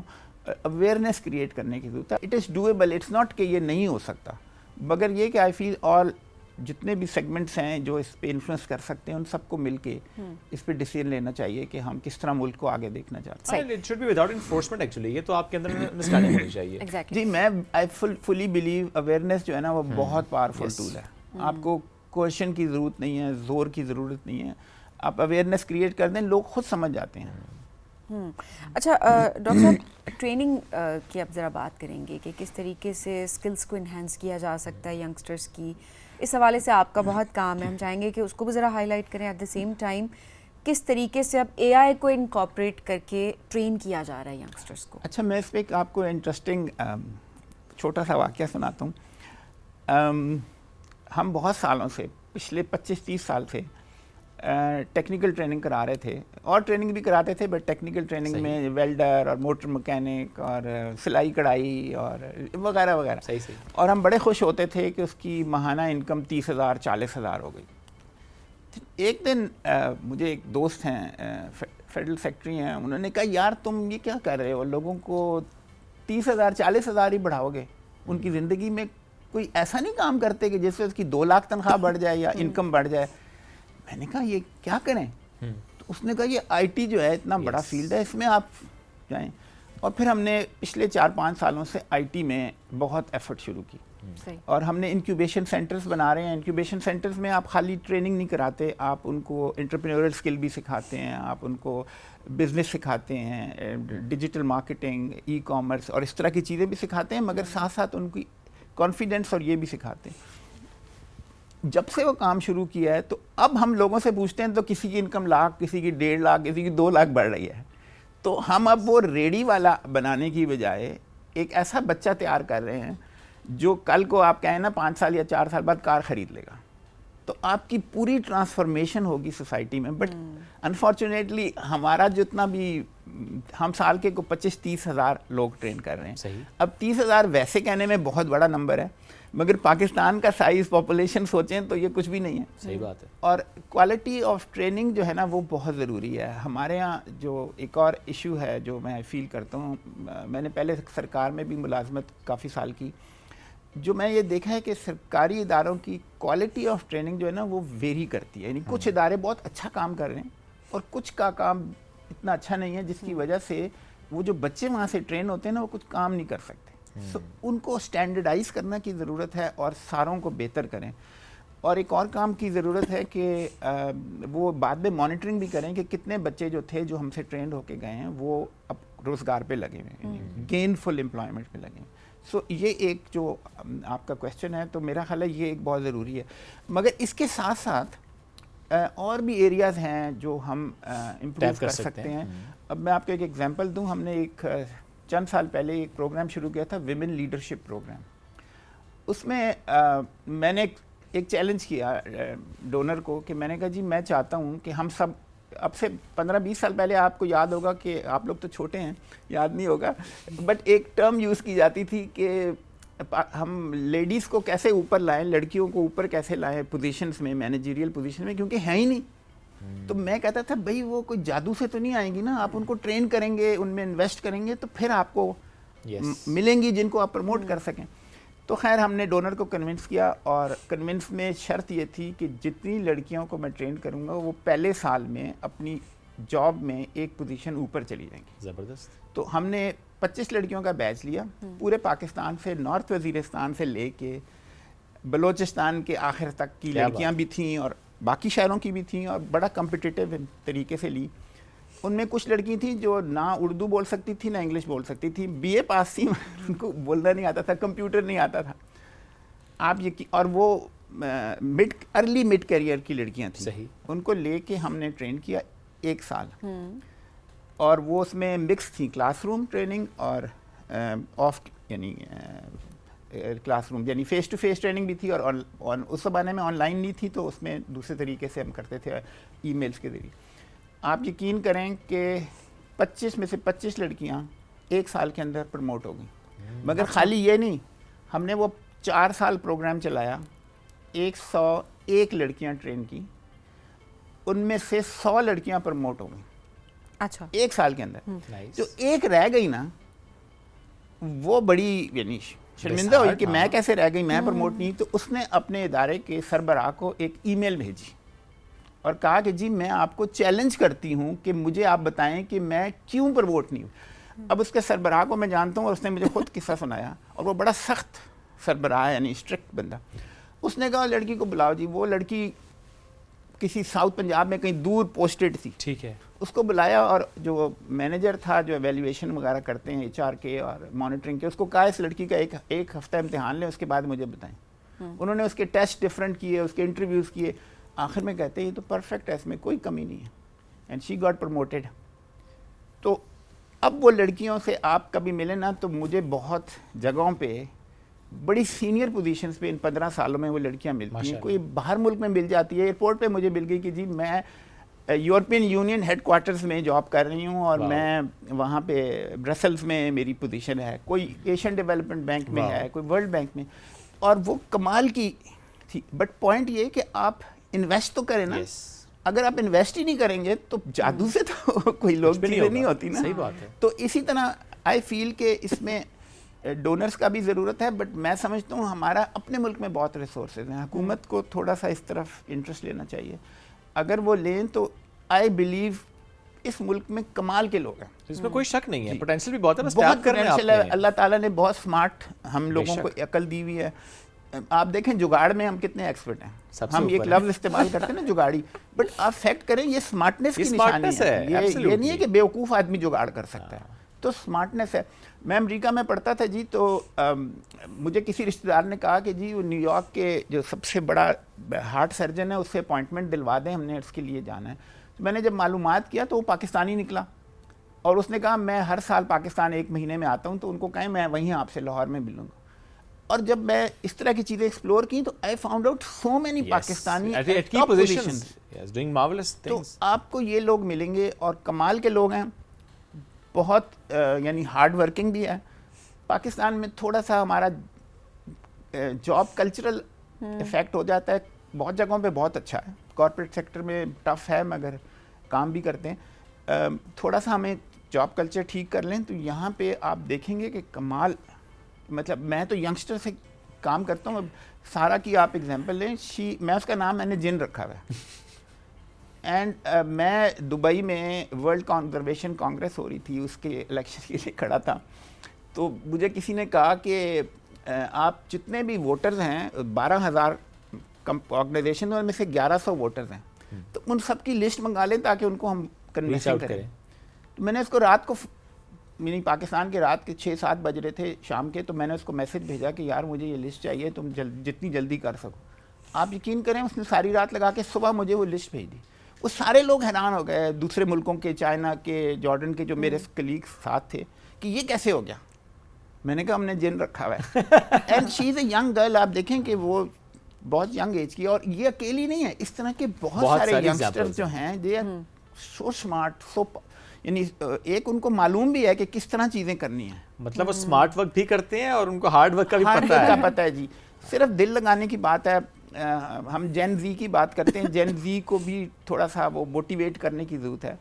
तो I think there is so much potential, so much to do. इस मुल्क में बहुत अच्छे काम हो सकते हैं। लेकिन जेन जी के साथ काम करना थोड़ा चैलेंजिंग हो गया है मिलेनियल्स के लिए। हो गया क्योंकि अगर देखें पहले का जो एक वर्क कल्चर था जिसके यूज टू हुई हुई है हमारी जनरेशन के, चलिए ठीक है 9 to 5 नहीं सिर्फ है, वो 9 to 7 भी हो सकती है, 9 to 8 भी हो सकती है, और सैटरडे संडेज ऑफ नहीं। ये एक, मैं इसको टॉक्सिक कहूँगी क्योंकि आपका एक राइट है, अगर रेगुलर बेसिस पे ये हो रहा है तो फिर ऑब्वियसली एक टॉक्सिक कल्चर हो जाता है। बट कभी कभी अगर होता है तो इट्स कम्प्लीटली फाइन, क्योंकि जिस जगह पे आप काम करें आप ओवर टाइम दे देते हैं क्योंकि आपका वो टास्क है, आपकी एक ओनरशिप होती है उस इदारे के साथ। बट जेन जी का एक थोड़ा सा ये मसला है कि वो कहते हैं no matter what 9 to 5 Monday to Friday and that's it. उसके अलावा किसी किस्म की कॉपरेशन जो बेसिकली जो एम्प्लॉयर्स हैं वो कहते हैं कि हमारे साथ कॉपरेट नहीं किया जा रहा होता। सो क्या ये भी एक वजह है, एक चैलेंज है आज के दौर का? जी बिल्कुल सही है। मैं 100% आपने जो बताया ना, मैं 100% एग्री। मेजॉरिटी जेन जी में जो है ना, वो उसके पीछे मैं वैसे बहुत लोगों से बात की, आई वी रियलाइज्ड कि उसकी एक वजह है। उसकी वजह ये है कि जो जेन जी के पेरेंट्स थे ना, उन्होंने उनको बहुत पैम्पर किया।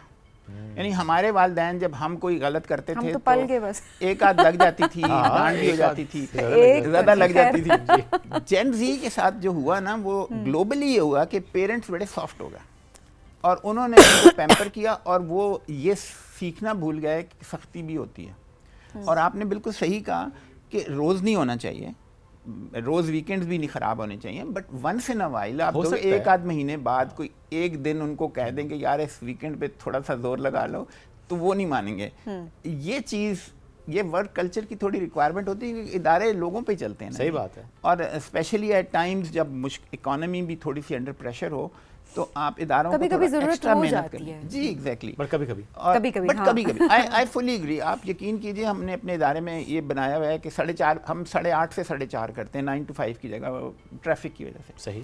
तो हम कहते हैं जी 4:30 बजे के 10 मिनट बाद गाड़ी खड़ी होगी, आपको वैनें जो है ना वो ड्रॉप करेंगी, तो you can not stay in office.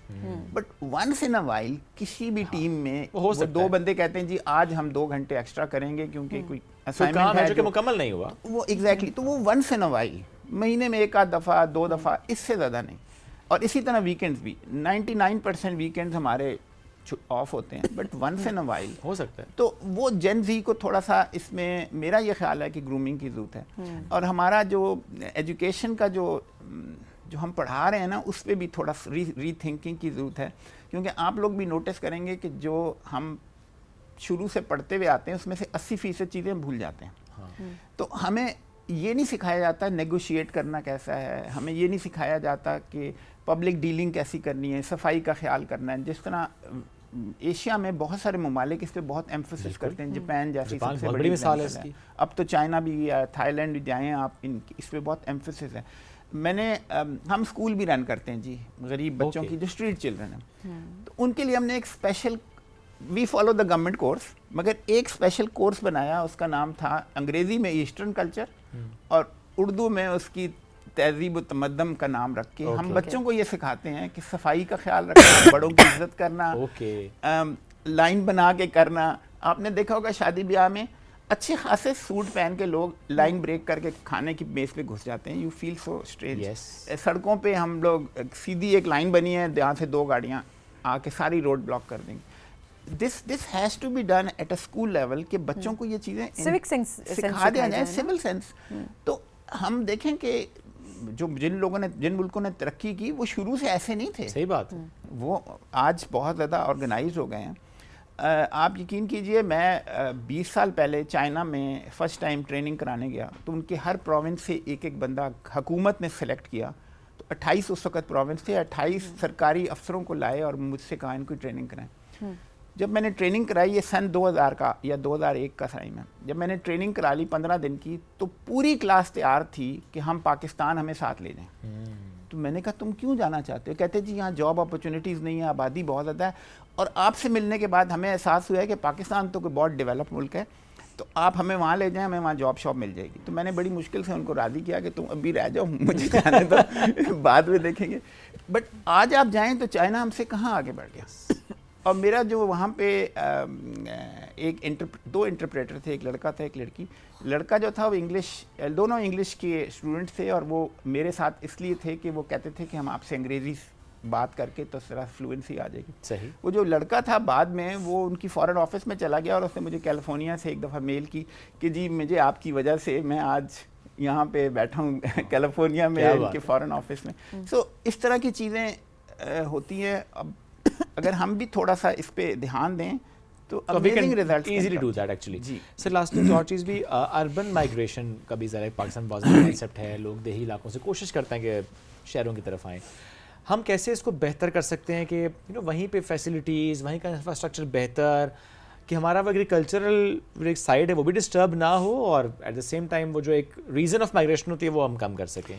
और कितना ज़रूरी है ये? बिल्कुल ज़रूरी है और बहुत इम्पॉर्टेंट है, क्योंकि शहरों पे लोड बहुत बढ़ गया। और हमारे यहाँ एक आध शहरों का क्राइम भी, और शहरों में जो इन्फ्लेशन है वो, अब आप ये देखिए कि खाली पूरे पाकिस्तान में पॉपुलेशन ग्रोथ रेट को हम ऑफिशियली कहते हैं 1.9 है या इस तरह। इस्लामाबाद की पॉपुलेशन ग्रोथ रेट जो है ना वो कोई 10 से 15% है। उसकी वजह ये कि बाकी शहरों से लोग आ जाते हैं यहाँ पे। इसी तरह कार की पॉपुलेशन ग्रोथ जो है वो बहुत ज़्यादा है। आपने सड़कों पे देखा है, अगर आप पिछले 8-10 सालों में देखें तो ट्रैफिक जो है वो बहुत चेंज हो गई है। मुझसे बाहर मुल्क में पूछते थे आपके यहाँ ट्रैफिक जैम कैसा है, मैंने कहा हाँ यार ये 15 साल पहले की बात है। तो मैं कहता था हाँ यार 4-5 गाड़ियाँ हो जाएं तो हम कहते हैं कि यार ट्रैफिक जैम हो गई है। तो आज तो आप किसी भी चौक पे आ जाएं जहाँ रेड लाइट है तो वहाँ ढेरों गाड़ियाँ होती हैं। सो अर्बन जो माइग्रेशन है उसका ये इफ़ेक्ट, इम्पॉर्टेंट चीज़ ये है कि हम वहाँ पे रिसोर्सेज क्रिएट करें, वहाँ लेजर एक्टिविटीज़ क्रिएट करें, ताकि जो यंग लोग या सीनियर लोग उनको मेडिकल फैसिलिटी बेहतर वहाँ मिलें। तो उनको फिर क्या ज़रूरत है शहर में आके, देखें वो कोई अच्छी ज़िंदगी तो यहाँ नहीं गुजारते। मेजॉरिटी जो रूरल एरिया से आते हैं वो बहुत छोटे छोटे घरों में, और जबकि गांव में वो खुली जगह होती है, बहुत खुली जगह से, खुले घरों से, बरामदे वाले घरों से, यहाँ पे अपार्टमेंट्स में या कमरों में, जब बहुत सिर्फ ये कि उनकी पैसों के में उनके पास पैसे ज़्यादा आ जाते हैं, मगर लाइफ तो बहुत उनकी टफ हो जाती है। तो अगर हम इस पे थोड़ा फोकस करें, आई ऑलवेज बिलीव कि जी ये अकेला हुकूमत का काम नहीं होता, इसमें मिल के होता है काम। हमारे यहाँ जो मैं वीकनेस समझता हूँ हुकूमत के लेवल पे, वो ये समझते हैं सारा काम हम खुद कर सकते हैं। You need to find out good people, good organisation जो मिलकर आपके साथ करें काम, and you can do wonders. Believe, यानी मैंने तो होते देखा है जी। मैं चूँकि इस फील्ड में रूरल डेवलपमेंट में बहुत सालों से काम कर रहा हूँ, I have seen wonders.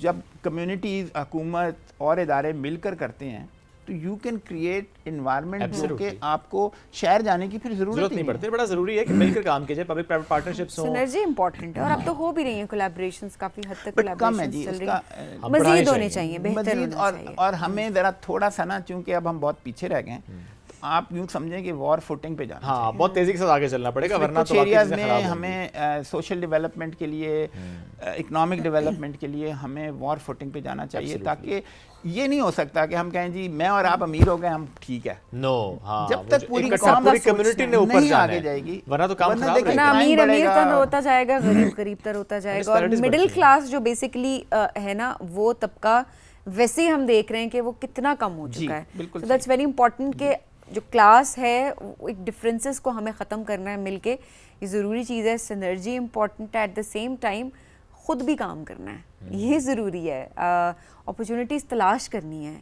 Freelancing है, अब इतनी सारी अपॉर्चुनिटीज़ आपके सामने, आपने उनको टैप करना है, आगे बढ़ना है। At the same time yes, हुकूमती लेवल पे भी चीज़ें बेहतर होनी चाहिए, कोलैबोरेशंस हमारे सामने हैं, बट यस काम मज़ीद बेहतर होने की ज़रूरत है। But at the same time ये भी ज़रूरी है कि प्राइवेट सेक्टर भी आगे आए, सिर्फ एक मुनाफा ना देखें, क्योंकि मुनाफा सिर्फ पैसे की सूरत में नहीं होता। आपके मुल्क के नौजवान अगर आगे जा रहे हैं तो वो भी एक मुनाफा है।